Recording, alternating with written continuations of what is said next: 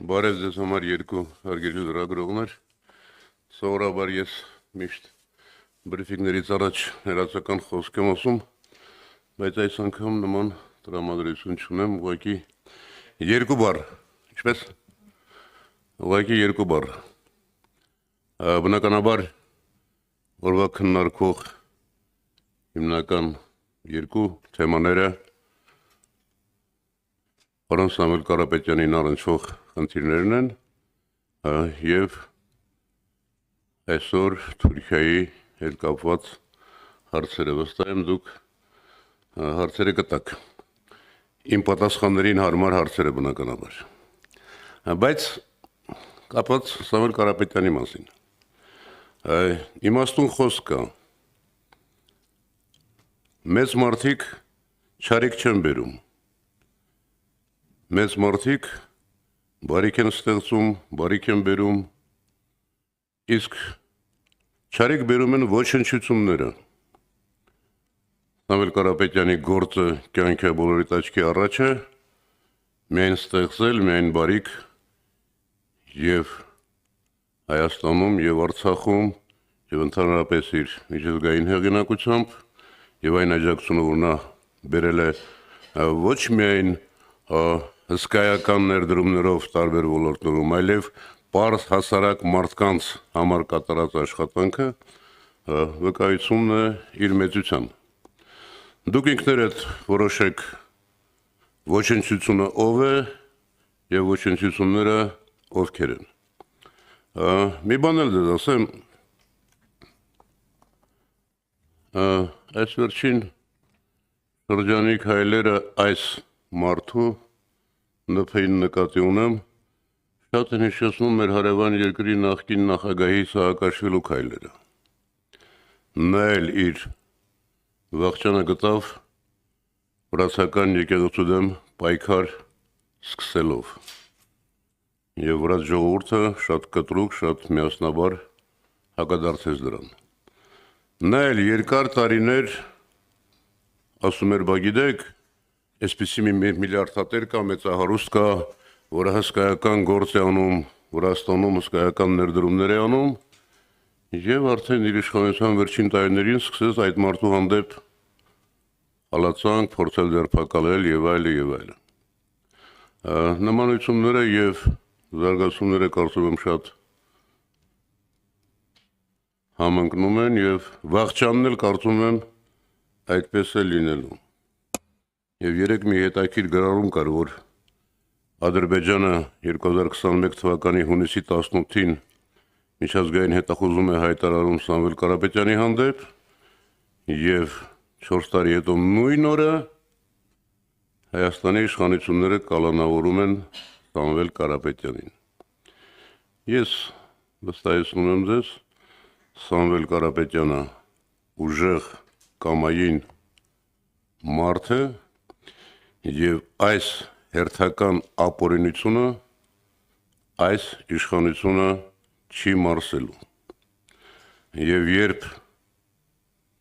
սկսում եմ խոսել, չեմ կարողանում կանգ առնել, ընդհատեք ինձ։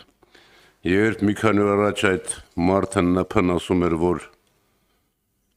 չենք հանդուրժի որևէ սպառնալիք Հայաստանի Հանրապետության հանդեպ,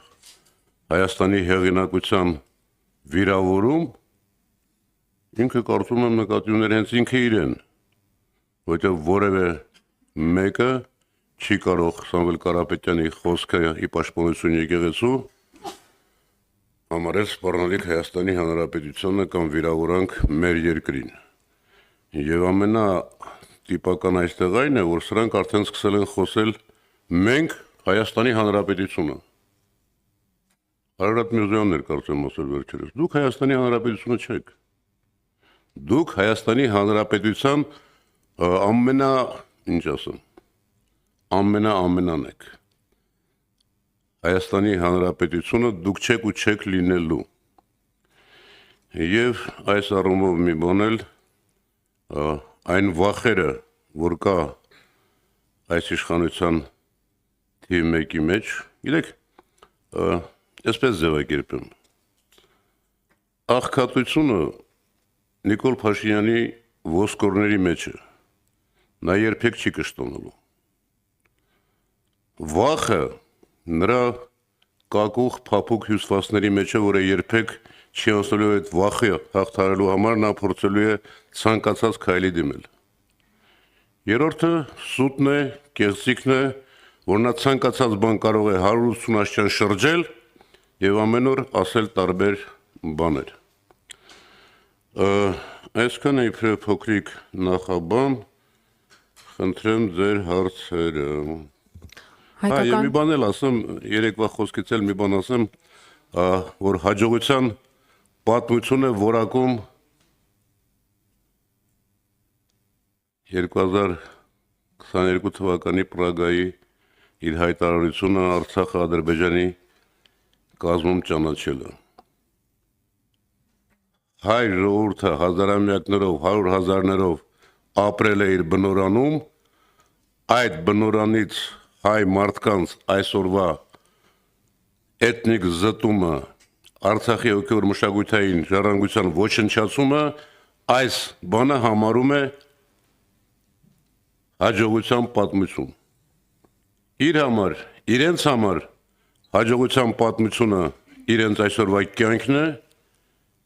ոստիկանական հազարավոր մարդկանցով շրջապատված լինելը, 20-25 մեքենայով շրջելը, դաչաներում, Սևանում խրախճանքներ կազմակերպելը եւ փորձել սա ներկայացնել իրենց իբրև Հայաստանի Հանրապետություն։ Կրկնում եմ, իրենք Հայաստանի Հանրապետության հետ որևէ ազգակցական նույնիսկ հեռավոր կապ չունեն։ Շնորհակալ եմ։ Հարցեր։ Հայկական երկրորդ հեռուստաընկերություն։ Պարոն Վարդանյան, 2 օր առաջ Իշխան Սաղաթելյանը Սամվել Կարապետյանի հետ կապված այդ իրադարձությունների ֆոնին ասաց, որ տարբեր քննարկումներ են գնում, նաև գործողությունների անցնելու հետ կապված, կարող եք որոշակի փակագծեր բացել, ինչի մասին է խոսքը, ում մասին է, ում հետ են քննարկումները, երբ կլինեն գործողություններ, թե ոչ։ Տեսեք, այսպես ձևակերպեմ։ Սամվել Կարապետյանը կալանավորված է, նրան տեղափոխել են Արմավիր քրեակատարողական հիմնարկ, գիտեք որտեղ է գտնվում, ենթադրում եմ, որ Արմավիր են տեղափոխել, որ հանկարծ մարդ չհավաքվի, միտինգներ, ցույցեր չլինեն, թեև այդ բանը ասում եմ, մենք ժողովրդական երկիր ենք եւ յուրաքանչյուր ոք ունի կարծիք այդ արտահայտելու հանրավակներ կազմակերպելու իրավունք։ Արդեն իսկ փաստաբանական խումբը աշխատում է, դուք վստահ եմ տեղյակ եք, որ նաեւ ամենավատ սահմանափակումներն են արել, նույնիսկ պատգամավորները իրավունք չունեն այցելելու Սամվել Կարապետյանին, միայն փաստաբանները եւ մերձավոր ազգականները։ Փաստաբանական խումբը այսօր աշխատում է, ես վստահ եմ, որ եթե արդեն չեն արել, կներկայացնեն միջնորդագիր վերաքննիչ դատարան։ Փաստաբանական խումբը ես վստահ եմ կհամալրվի եւ իսկապես հայ եւ պրոֆեսիոնալ եւ ոչ միայն ենթադրում եմ փաստաբաններ կզբաղվեն գործով, իսկ ձեր նշած խնդիրները այսօրի ընթացքում բնականաբար կլինեն քննարկումների մեջ եւ շատ բան կախված է նաեւ իհարկե պարոն Կարապետյանի հետագա մոտեցումներից, հետագա կարծիքներից։ Այնպես որ ես նկարագրեցի, թե ինչպես ավարտվեց Սաակաշվիլու իշխանությունը, ենթադրում եմ, վստահ եմ գրեթե եւ ասացի, որ Սամվել Կարապետյանը ուժեղ, կամային եւ հայ մարդ է եւ որևէ նման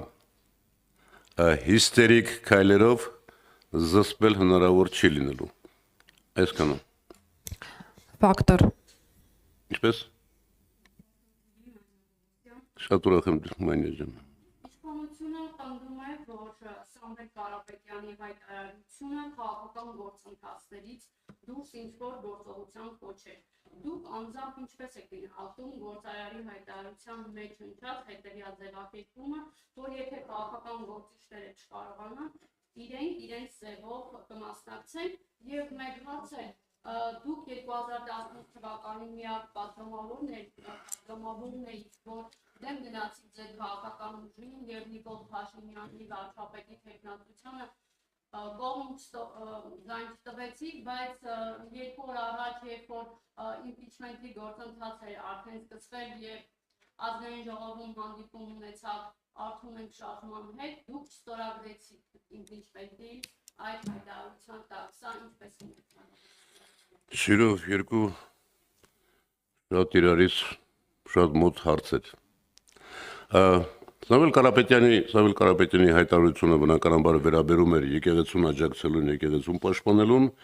եւ միայն հիվանդ մարդը դրա տակ կտեսնի իշխանության բռնի զավթման կոչ,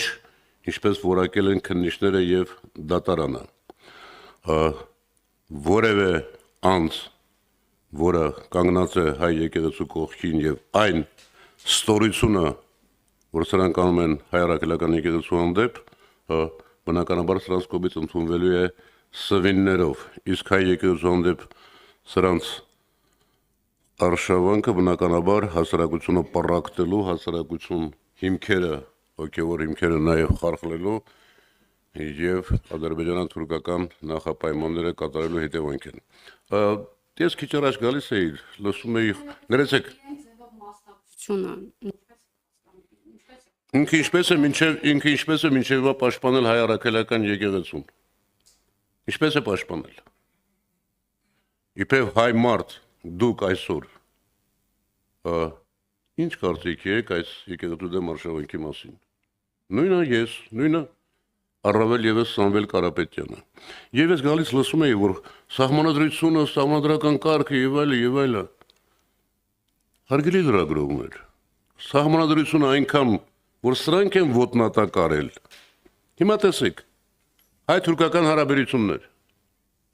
Կա 2010 թվականի սահմանադրական դատարանի որոշումը հայ-թուրքական հարաբերությունների հանդեպ վերաբերյալ։ Հենց վերցրեք նորից կարդացեք եւ տեսեք այսօրվա իր կամ քիչ հետո ներկայությունը կամ դրանից առաջ ներկայությունը Թուրքիայի ղեկավարի առաջ։ Սահմանադրական դատարանի որոշման բացահայտ ոտնահարում։ Հիմա սրանք խոսում են սահմանադրությունից, աբսուրդ է, չէ՞։ Գալով իմպիչմենտին։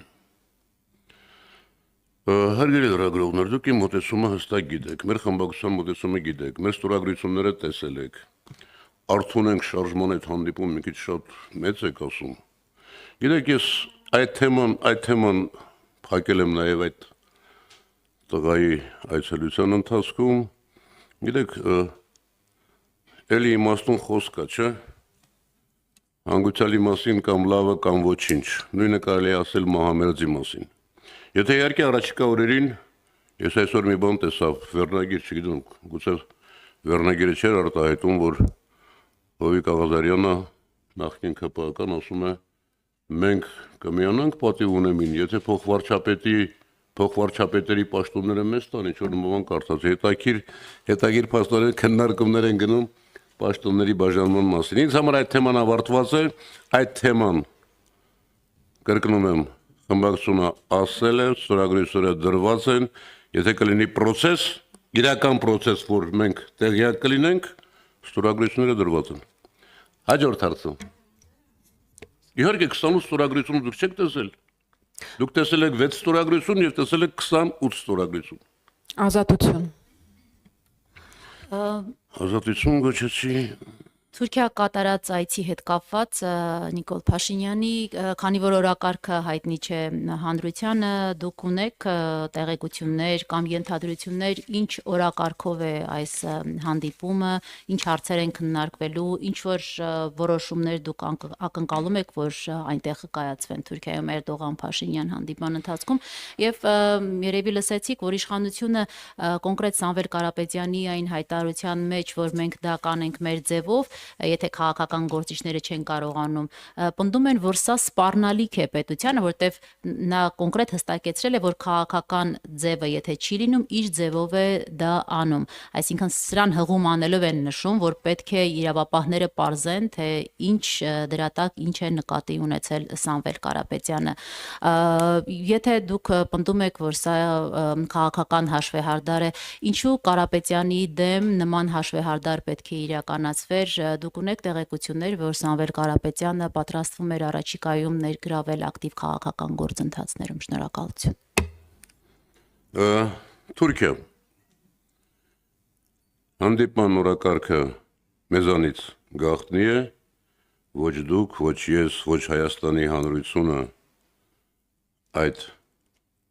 օրակարգից որևէ ինֆորմացիա չունի, բայց եւ ես եւ դուք եւ մեր հասարակության գիտակից մասը վստահ եմ տեղյակ է, թե ինչ օրակարգ ունի Թուրքիան եւ Ադրբեջանը Հայաստանի մասով։ Այսօր ես մի հոդված տեսա, որտեղ հստակ շարադրված են այն պահանջները, որ Թուրքիան եւ Ադրբեջանը ներկայացնում են Հայաստանին, իբր թե առանձնախապայմանների։ Բայց մենք նաեւ տեսել ենք այս մարդու հանդիպումները Ալիևի դեմ ստորացած Էրդողանի մոտ ինչ վիճակում եւ մի բան էլ նկատի ունեցեք, տեսեք։ 3 Ադրբեջանի Նիկոլ Փաշինյանը գնացել է Թուրքիա 1 օր առաջ եւ բնականաբար երկու եղբայրներով իրենց ժամացույցները ճշգրտելու են, հարցերը պատրաստելու են եւ գնալու են մի հատ մեկը, որը բասկաթորին բազմացի դիմաց նստած էր աթոռակի վրա Հայաստանի դրոշը թարս դրած։ Դուք պատկերացնում եք, թե ինչ խոսակցություն կարող է լինել այս մարդու միջով։ Ես տեսա նաև պատվիրակությունը հայտնի այն մարդիկ, որոնք ասում են մենք Հայաստանի Հանրապետությունը եւ ասացի, թե նրանք ովքեր են ամենաառաջի իմ խոսքում։ Այնպես որ որևէ դրական ակնկալիք չունեմ, մանավանդ այս զարգացումների ֆոնին եւ մի մարդ, որ ասում է ես մինչև 22 թվականը ֆորպոստի վարչապետ էի, հիմա Հայաստանի լիարժեք ու ամբողջական վարչապետ եմ, այդ մարդուն մի հատ հարցրեք, այսինքն դու ֆորպոստում հեղափոխություն ես արել, իշխանության ես եկել, տեսեք այս մարդու ինքը պատրաստ է կեղծել ամեն ինչ եւ դրանով զբաղված է օր ու գիշեր եւ իմ խորհուրդը ձեզ մոռացեք այդ մարդուն։ Ինչպես պատմությունն է մոռանալու, ինչպես շատ կարճ ժամանակ հետո մենք տեսնելու ենք, որ Հայաստանը նույնիսկ այս ամենադժվար իրավիճակներում, ես լավատեսություն եմ ձեր փոխանցում, Հայաստանը կանգնեցնելու է այս գահավիժման process-ը եւ քայլ առ քայլ ոտքի է կանգնելու, ես իմ գործընկեր պատիվ ունեմ խմբակցության ընկերներին սպասեցնեմ։ Եվ մի վերջի հարցը։ Վերջին հարցն էլ կա։ Չէ, ներողություն, վերջի հարցն էլ կար ազատության հարցը։ Ինչպես կոնկրետ տեղեկություն ես մի անգամ ասել եմ, չէ, դες կարծում եմ, որ ես իմ չիմացածը երբեք չեմ ասում, իսկ իմացածս երբեմն եմ ասում, բայց որևէ հայ արժանապատիվ հայ մարդ Հայաստանի Արցախի համար ամեն ինչ արած եւ մեծ հեղինակություն ունեցող մարդ չի կարող համակերպել այն իրավիճակին, որ բերել են այս չարիքի իշխանությունը։ Այսքանով բավական։ Վերջին հարցը Civic։ Ինչպես։ Բայց ինչ ասացի, չէ։ Տեղեկությունն եք, որ քաղաքական Ես ասացի, գործընթացում։ չէ, այդ մասին։ Հիմա ունեք չեք ասում, թե չունեք չեք ասում։ Այլ հարցեր կան, խնդրում եմ։ Վերջին հարցը Civic։ Շնորհակալություն։ Հաջողություն ձեզ։ Պարոն Վարդանյան, հարց ունեմ ձեզ, թույլ կտաք։ Civic-եմ։ Այո։ Հեղինե Մանուկյան, չգիտեմ որքանով Ինչպես դեր անունը ներեցեք։ Հեղինե Մանուկյան։ Հեղինե Մանուկյան, լսում եմ, Հեղինե։ Դուք որտեղ եք աշխատել նախկինում, Հեղինե ջան։ Տարբեր։ Ծանոթ, թվարկեք։ Հրապարակ Բրավո, Թերթ։ հայտարարություն։ ում համար։ Ձեզ համար։ Ինչու։ Լավ շարունակեք։ Լավ, News-եմ եւ մի շարք այլ լրատվամիջոցներ, պարոն Վարդանյան, շնորհակալություն հարցի Ոչ մի հայկական համար։ ժամանակ չկար ձեր թվարկածի մեջ։ Ներեցեք։ Ոչ մի հայկական ժամանակ չկար։ Կա, հիմա էլ կա։ Կար նաեւ ժամանակ օրաթերթ։ Չգիտեմ իմ հարցադրումները որքանով կհամապատասխանեն։ Հարցադրումները թե հարցը։ Բլից հարցադրումների ֆորմատով կփորձեմ, որքանով այդ հարցադրումները կհամապատասխանեն ձեր պատասխաններին, որքանով համարժեք կլինեն, բայց այդուհանդերձ։ Պարոն Վարդանյան, ձեր խոսքից տպավորություն ստացա, որ ուծե սուբյեկտիվ, որ Սամվել Կարապետյանը ձեզ համար մեծություն է։ Խնդրում եմ ասել, թե մեծությունների շարքում երկրորդ եւ երրորդ տեղերում ովքեր են, արդյոք նախկին նախագահ Ռոբերտ Քոչարյանը եւս ձեզ համար մեծություն է եւ հատկապես որտեղն է զբաղեցնում։ Նաեւ խոսեցիք Վրաստանի մասին եւ զուգահեռեցիք այսօրվա իրականության հետ։ Բիդինա Իվանիշվիլին էիք ակնարկում իմ տպավորությամբ, արդյոք դուք Սամվել Կարապետյանին եւ Բիձինա Իվանիշվիլիին նույնացնում եք եւ Հայաստանում գուցե Սամվել Կարապետյանի միջոցով փորձվում է իրականացնել Բիձինա Իվանիշվիլի 2 օպերացիան, որի իրականացման շահառուներին էլ գիտենք եւ դրա արդյունքներին։ Կարծում եմ ականատես ենք եղել։ Եվ ինչ վերաբերում է ժամանակը սպառվել է, խնդրում եմ, էլի որ պատասխանը հասնեք։ Ընդհանրապես մի փոքրիկ մեջբերում անեմ նրա փաստաբանի 3 ֆակտորային տված մեկնաբանությունից, փաստաբանը ասել է, որ պարոն Կարապետյանը ընդհանրապես նպատակ է ունեցել հաշտեցնել եկեղեցուն եւ իշխանությանը։ Շնորհակալություն։ Լավ է դա ելեք տեսել։ Սամվել Կարապետյանը մեծություն է։ Բոլոր այն արժանապատիվ մարդիկ, հայ մարդիկ, ովքեր մտածում են Հայաստանի հայության մասին եւ փորձում են օգտակար լինել, մեծություններ են։ Սամվել Կարապետյանը բացի դրանից ինձ շատ հարազատ ընտանիք է, գերդաստան է, արմատներ ունեցող գերդաստան եւ անարմատների հարցակումը արմատ ունեցողի վրա միշտ ապալվում է։ Այսպիսի բան կա, գիտեք, հայտնի խոսք է, ասում է, երբ որ չարը եւ բարին կռվում են, չարը հաղթում է։ Բայց երբ չարի կողքին կա նույնական ուժ եւ բարու կողքին կա նույնական ուժ, նույն ուժը, միշտ բարին հաղթում է։ Մենք նաեւ բարեկամներ ենք, այնպես որ Սամվել Կարապետյանը այո մեր ժողովրդի լավագույն զավակներից մեկն է։ Ինձ համար լավագույն զավակներ են տասնյակներով, հարյուրներով մարդիկ, օրինակ եթե դուք էլ այցելեք եւ խոնարհվեք իմ սենյակում մեծությունների առաջ, կտեսնեք։ Վրաստանի պարագայում նմանությունները այն է, որ եւ Իվանիշվիլին եւ Պարոն Կարապետյանը երկար ժամանակ չապրելով իրենց երկրում, աշխատելով եւ հեղինակություն ստեղծելով այլ տեղերում, իրենց ամբողջ նպաստը բերել են իրենց ժողովրդի իրացնող երկրի համար, ներդրումներ են կատարել, աշխատատեղեր են ստեղծել հազարավոր եւ բնականաբար իրենց միակ նպատակը իրենց պետության, իրենց երկրի զարգացումն է։ Ձեր ենթադրություններն են, ոչինչ չեմ կարող դրան ավելացնել, բայց նմանությունները տեսնում եք, դուք ինքներդ վստահ եք։ Եվ վերջին մի դիտարկում էլ արեցիք, որ հա, Փաստաբանի խոսքը դուք լսել եք եւ Սամվել Կարապետյանի խոսքը առաջի օրը եղել է ի պաշտպանություն հայ առաքելական եկեղեցու, ում վախերը, որ մասի վախերը, դրանից ինչ հետևություն եւ ինչ հիստերիայի մեջ են ընկել, մենք ականատես ենք։ Շնորհակալ եմ։ Շնորհակալություն։